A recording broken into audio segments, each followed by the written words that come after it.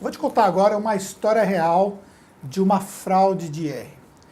É uma fraude que, na verdade, é muito mais comum do que possa se imaginar. É a história de um funcionário que trabalhava numa empresa e que ele tinha, por exemplo, ali um valor de restituição que era um valor muito pequeno. Quando, de repente, ele foi ali chamado por outros funcionários que trabalhavam junto com ele, que pegavam a contratação de um serviço de contabilidade para fazer ali os seus impostos de renda. Só que eles faziam uma mágica. Eles pegavam aquele valor de restituição que era bem pequeno e transformavam num grande valor de restituição. E aí eles conseguiam restituir um valor significativo. Restituir o valor. Restituir o valor, usar o valor para fins pessoais, obviamente, né? Porque se você precisa da restituição, obviamente você quer utilizar esse valor, fica esperando por esse valor. E aí fez essa utilização toda, até que um dia a Receita chamou.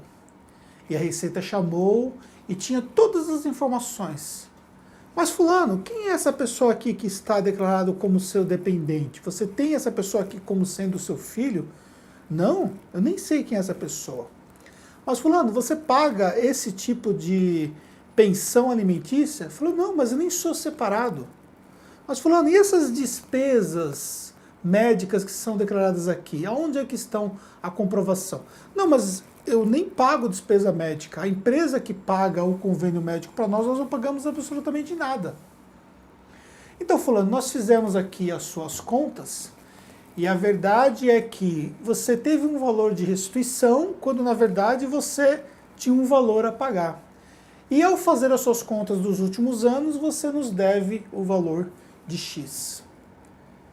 Mas como é que eu vou pagar agora? Eu contratei uma pessoa para fazer esse serviço para mim. Ah, mas se você contratou uma pessoa para fazer esse serviço para você, essa pessoa, o que ela fez está errado. Inclusive, você pode responder por fraude em relação a isso. Mas como nós somos muito legais com você, se você fizer aí o parcelamento, nós vamos esquecer toda essa história, você vai assumir o pagamento disso aí e nós vamos esquecer toda essa história e você não vai ter nenhum problema. Mas saiba que nós poderíamos, inclusive, acionar você por fraude contra o imposto de renda.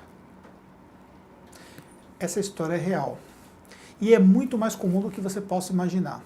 São pessoas que estão utilizando de forma inapropriada, inadequada em relação aos seus rendimentos ou às suas despesas e estão com isso tendo restituições indevidas.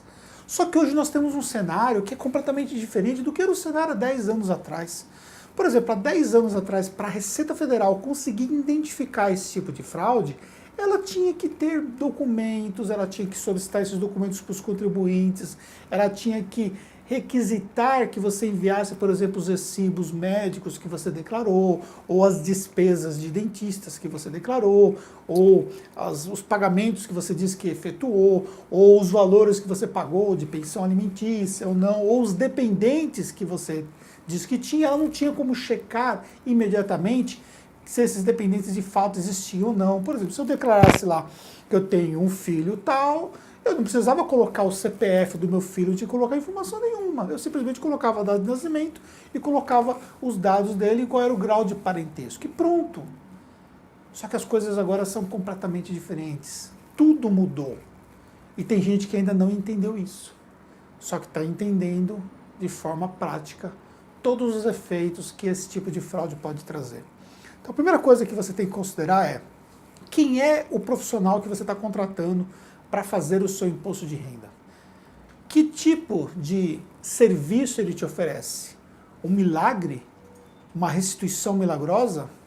Ele te oferece a possibilidade de incluir dados incorretos na sua declaração? Se você, por exemplo, oferecer para o profissional e ele aceitar fazer isso, que tipo de profissional ele é?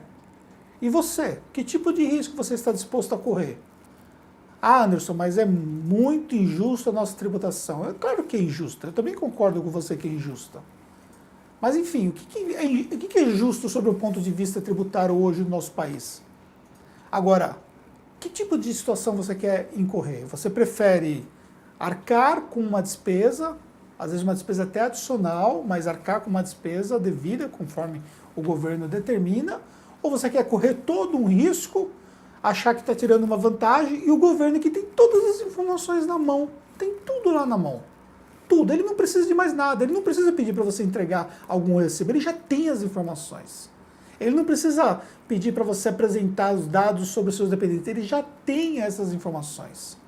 O governo não precisa de informação nenhuma sua, porque ele já tem essas informações. Porque existe uma coisa que chama-se cruzamento de dados do fisco. E nesse cruzamento de dados ele pega toda a base de dados dele, toda a base de dados, e junta essa base toda de forma simples. Simples. Tudo no seu CPF, sabe tudo o que aconteceu na sua empresa, o que você, na sua pessoa física, o que você comprou, o que você pagou, quais são as pessoas que estão ligadas a você.